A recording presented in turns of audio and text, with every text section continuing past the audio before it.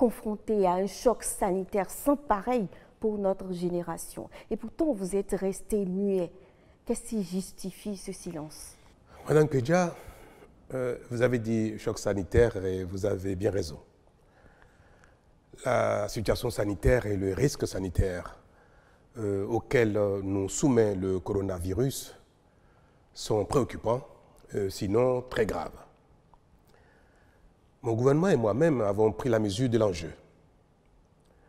Si mes compatriotes n'ont pas encore eu l'occasion de m'entendre en personne, c'est bien parce que je suis à la tâche, jour et nuit, minute après minute. Je m'implique personnellement dans tous les segments de la riposte. La collecte des données au plan national et international, leur analyse, l'appréciation des impacts sanitaires, médicaux, financiers, économiques et sociaux, les projections à court et moyen terme, la stratégie et la mise en œuvre d'actions, le suivi et l'évaluation des recommandations et des opérations. Je sais combien il est indispensable, utile de parler pour expliquer, pour rassurer et obtenir l'adhésion de tous à la stratégie et aux décisions.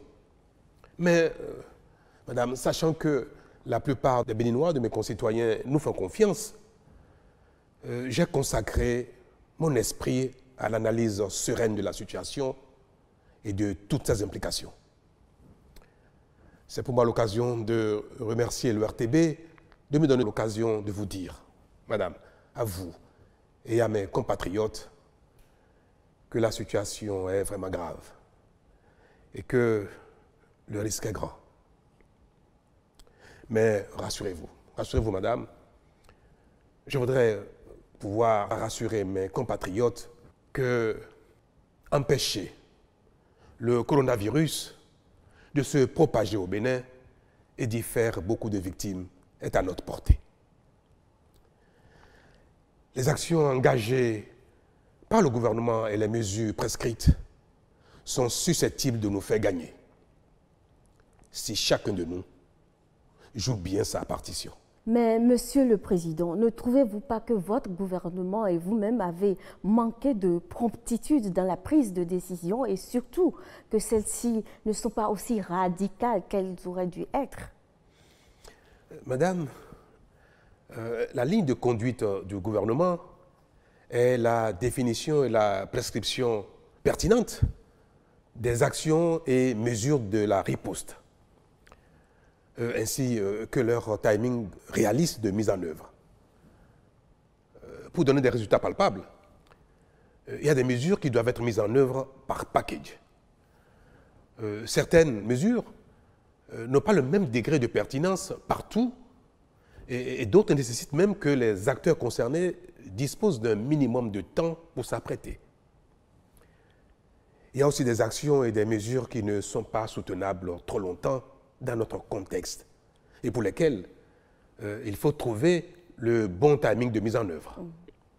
Vous savez, pour accompagner les réductions de mobilité, les confinements, les pays riches débloquent des sommes faramineuses et certains font même recours à des solutions monétaires à peine déguisées, voire la planche à billets, pour prévenir le chaos socio-économique inévitable autrement. Le Bénin, notre pays, à l'instar de la plupart des pays d'Afrique, ne dispose pas de ces moyens. Et si nous ne tenons pas compte de tout cela, nous pourrions, dans notre action, déclencher un chaos qui remettrait même en cause le minimum impératif de la lutte. Il y a également un autre facteur très déterminant que le commun des commentateurs ne peut percevoir, c'est l'après-Covid. Parce que ce combat, nous allons le gagner, forcément. Nous devons donc combattre le virus et le vaincre, mais sans compromettre notre survie après victoire.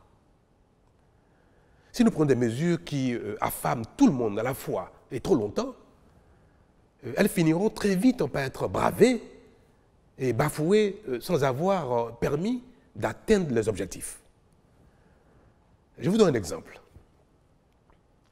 Contrairement aux citoyens des pays développés, d'Amérique dont je viens de parler, d'Asie, d'Europe, la grande majorité des Béninois est en revenu non salarial.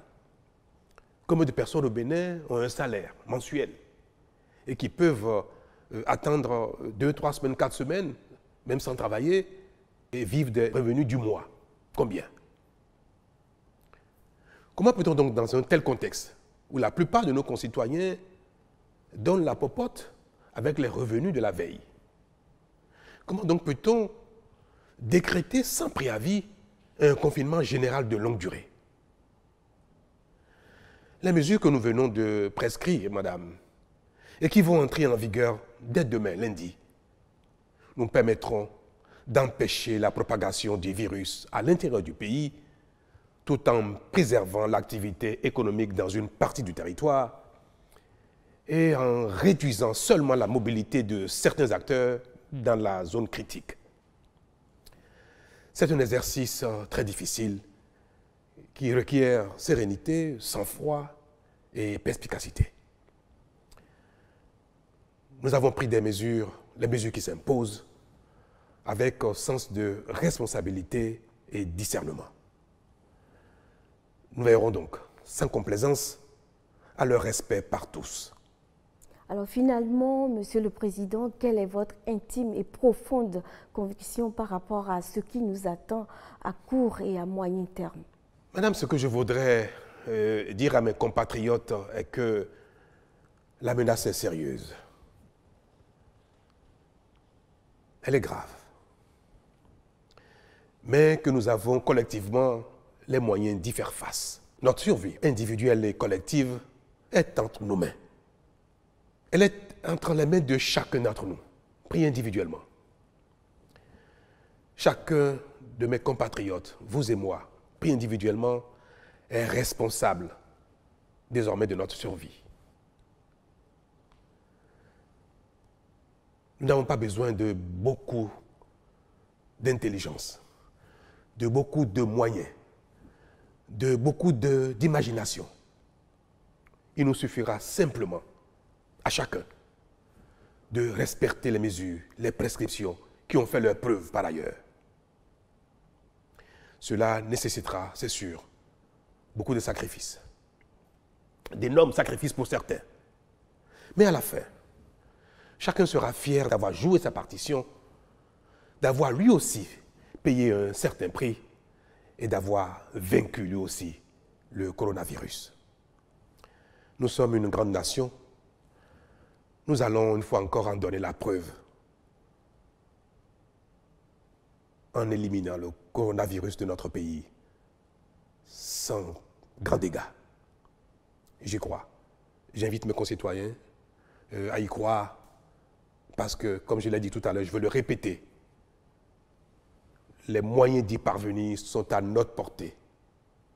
Ils dépendent de chacun de nous.